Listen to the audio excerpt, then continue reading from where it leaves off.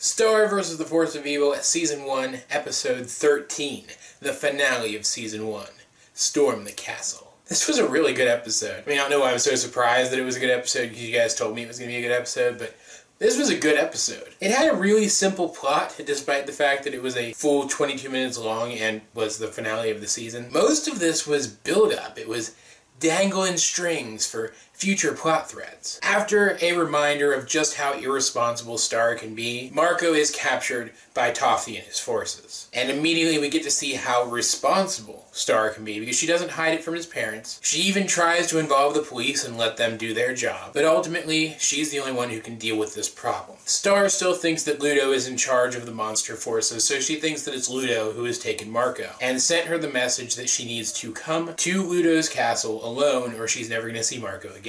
Of course, Star plays by no one's rules but her own, and so she gets super serious and decides to storm the castle, hence the title. She teams up with Buff Frog, the ejected minion from Monday's review, and Ludo also, kind of, but not really. Buff Frog has since started a family, thanks to Ludo, in part, for giving him a bunch of baby Buff Frogs to raise as a sort of misguided bribe, and immediately the dude seems to be turning his life around. He's actually a really cool guy. He teams up with Star because he'd like the castle to live in with his new family, but by the end of their encounter with Duffee and his forces in the castle, the two of them have built sort of a rapport. Meanwhile, Duffee has Marco captured in a crystal box. It looks like a regular glass cell, but it's actually made of a super hard crystal that can heal itself, as well as improve itself each time it's damaged, so that it can't be damaged so easily again. It's revealed that the box is also a trap that can crush Marco dead, and Duffee triggers it. He tells Star that he will only let Marco go if she destroys the wand. And when she claims that she doesn't even know how,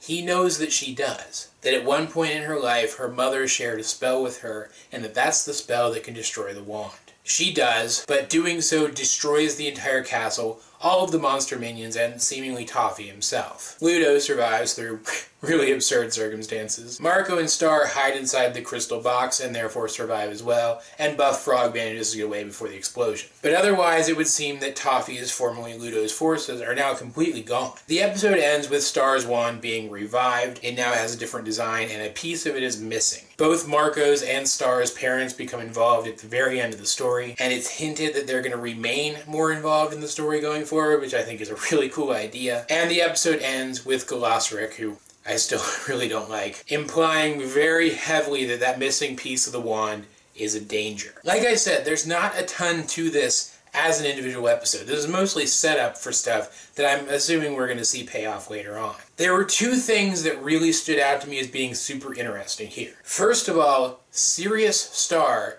is amazing.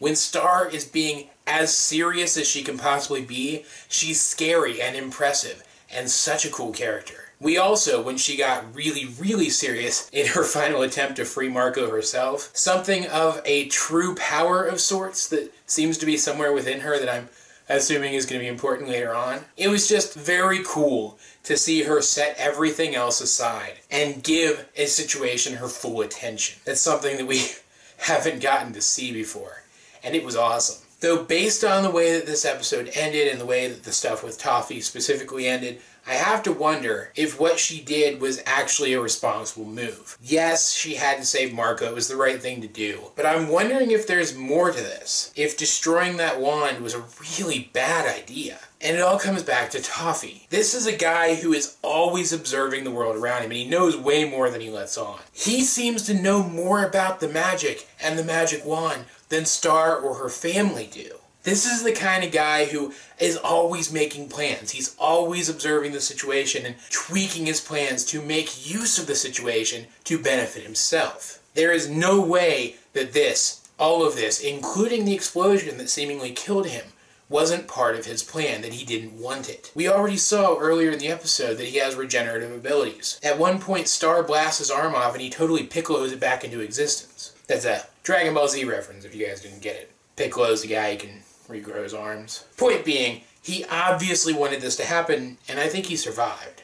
There's no way they killed this guy off. He's just too interesting, and we know too little about him, and he very clearly has a whole backstory that hasn't been explored yet. There's no way he's dead. It's not possible. Like a 0% chance. For whatever reason, this is exactly what he wanted to happen, and I am dying to know why.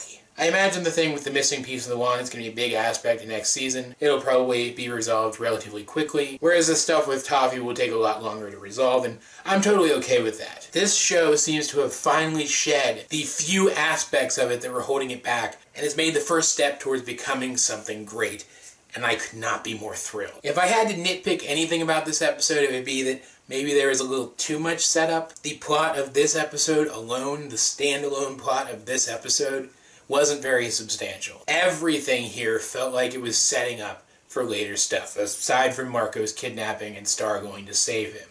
Everything else felt like setup, and that might be a little too much. But at the end of the day, I just don't care. I'm too intrigued by what I saw here. But as per usual, guys, I'd like to know, what did you think of this episode if you have seen it? Let's get a discussion going in the comments section down below. Either way, this has been AJ22, and I will talk to you guys later.